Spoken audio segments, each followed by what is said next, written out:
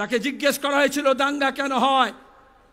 জ্যোতি বসু বলেছিলেন সরকার চাইলে দাঙ্গা হয়, আর সরকার না চাইলে দাঙ্গা হয় না।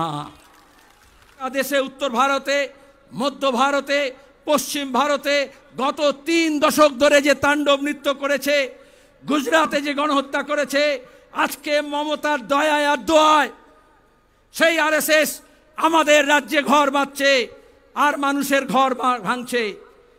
রাজ্যের পুলিশ, তৃণমূল কংগ্রেস, রাজ্যের প্রশাসনের মুরদ নেই এই দাঙ্গাবাজদের আটকাবে। তার জন্য লাল ঝান্ডাকে মজবুত করতে হবে, ডান্ডাগুলোকে একটু মোটা করতে হবে।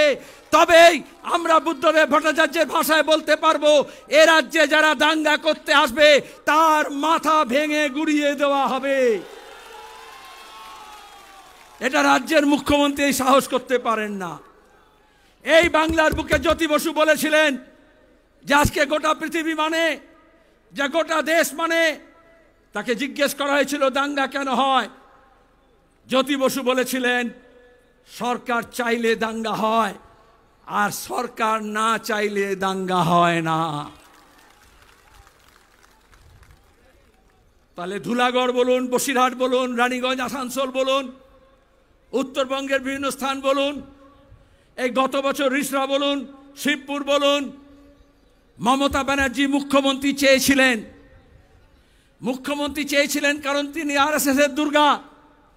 আরএসএস তাকে পরিয়েছে, খাইয়েছে, লোকবল জুটিয়েছে, কর্পোরেট ফান্ড দিয়েছে, টাকা দিয়েছে, মুরব্বিয়ানা দেখিয়েছে। আর তারপরে যত সবাইকে এক কাট্টা করেছিলেন, জামাত, জমিয়ত, মাওবাদী, এসইউসি, বিজেপি সব এক হয়ে বলেছিল লাল হটাও দেশ বাঁচাও।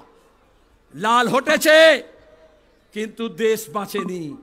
তাই আজকে দেশ বাঁচাতে হলে আবার লাল ঝান্ডাকে মজবুত করতে হবে, উঁচু করে তুলে ধরতে হবে।